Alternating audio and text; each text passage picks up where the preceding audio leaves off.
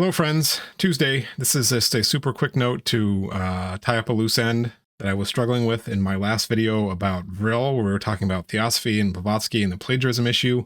I was looking at this article by William Emmette Coleman, The Sources of Madame Blavatsky's Writings. Stroopwafel. One of my kids did a report in school on the Netherlands, so pretty tasty. Plagiarism and stroopwafels. Combination for the ages. Isis unveiled Madame Blavatsky's first work. The proofs of its wholesale plagiarism have been in print 2 years, and no attempt has been made to deny or discredit.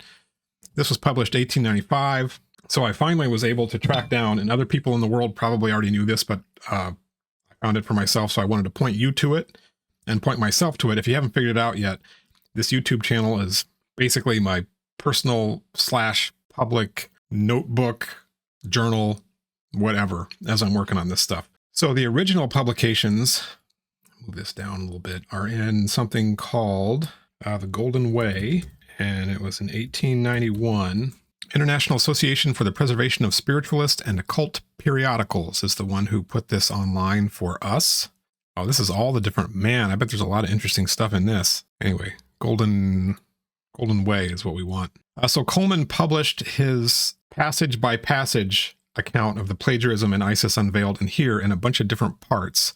The first one is the unveiling of Isis Unveiled, page 65. 1877 published a book entitled Isis Unveiled, and so he goes through some preambles here before he gets into the nitty-gritty. First sentence will be taken from the beginning of the book, an introductory chapter called Before the Veil. Up to a few preliminary paragraphs, a number of pages are devoted to the philosophy of Plato and to that of his predecessors and successors. Nearly the whole of this is copied from 2 books without credit. So this is where he begins, and it goes on and on and on. And there's a lot of these.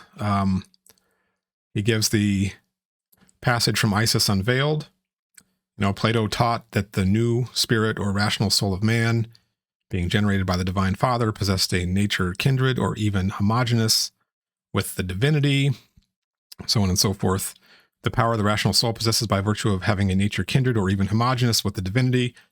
That's Plagiarism 101, folks. If I had gotten a paper with that in it for the college students that I taught, there's your F right there.